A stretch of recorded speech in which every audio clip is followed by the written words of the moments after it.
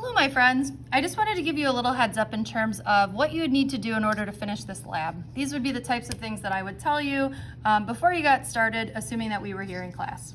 Okay, so what you should have already done here on the Kepler's Law Lab is to have finished this graph. Hopefully you did, okay? Now, I just want to go through here and go through some of these questions. All right, so the first question says, does your graph of Mercury's orbit support Kepler's law of orbits? Well, we know that Kepler's law of orbits says that all planets will move in an elliptical orbit. So your answer for this, hopefully, is just going to be yes, the orbit looks elliptical. And we can tell that it's not a perfect circle because part of it is going off the page a little bit. So that would tell you that it's not a perfect circle. Okay? Number 2 says we're going to draw a line from the sun to Mercury's position on December 20th, and we're going to draw a second line from the sun to Mercury's position on December 30th. Okay. Now I don't have this part graphed. Okay, so I'm just going to pick another 10-day spot.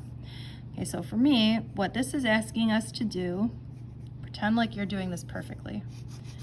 I should have done this.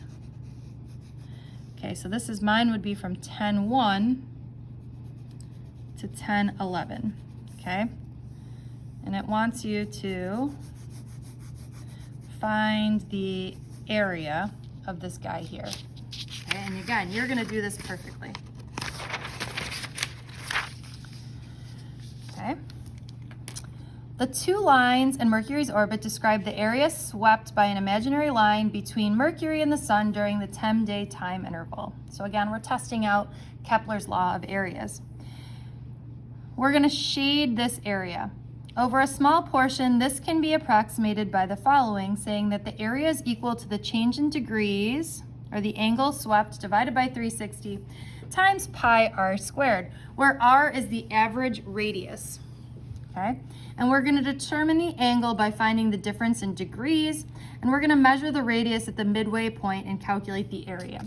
So in this case, I'm going to use the data that we have here, so yours should be the same as mine. So we're doing area is equal to angle divided by 360 times pi r squared. So we're going from December 20th. So we're going from December 20th, 65 degrees, to December 30th, 126.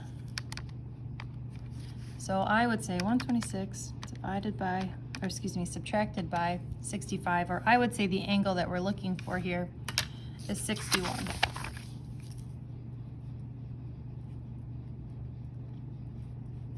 Times pi times our average radius.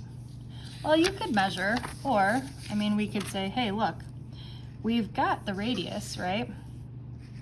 So I'm just going to average these. 0.309 plus 0.327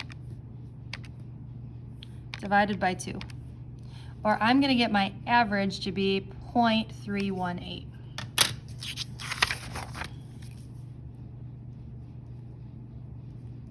Okay? And you're going to get a value for the area, and this is going to be in units of AUs squared, okay? Astronomical units squared. I guess I was wondering if it was capital or lowercase. It looks like they capitalized. AUs squared.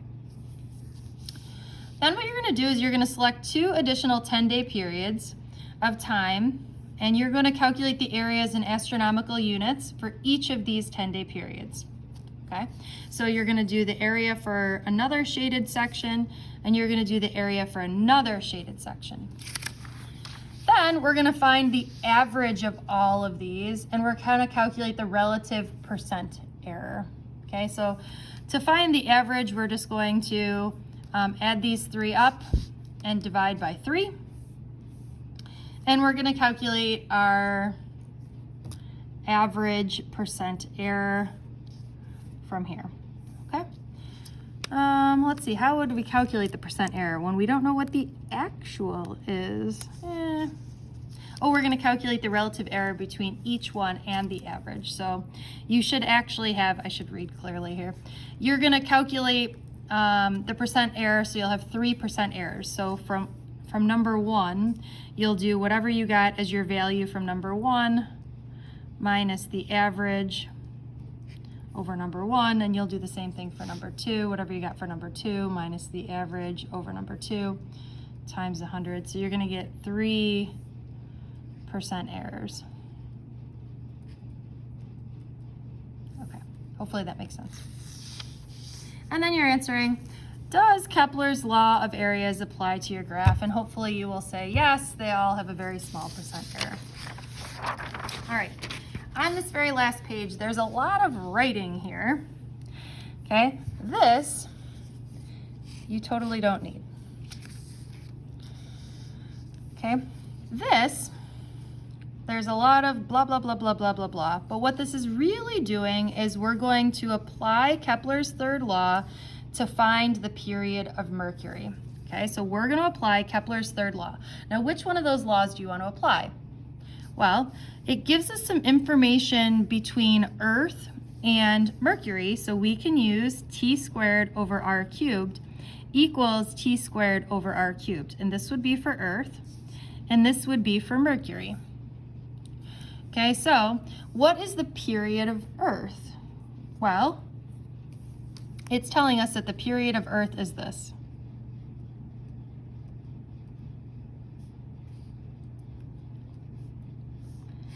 Okay, divided by the radius. This is easy. Now we need to know the period of Mercury. Well, it says we're applying Kepler's... Sorry, you can tell I'm in school because the bell just rang. We're going to use the period of...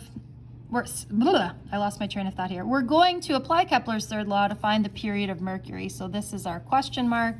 And what do we do for the average radius? Oh, geez, Louise. Well, let's go ahead and find the average radius. So if I go back to my table, I'm going to find the largest value and the smallest value, and I'm going to average those. So it looks like this might be the smallest value. Nope, nope, nope. Maybe this is the largest value. Okay, so you're going to average those, and that's what you're going to use for this number here, cubed. I hope that makes sense.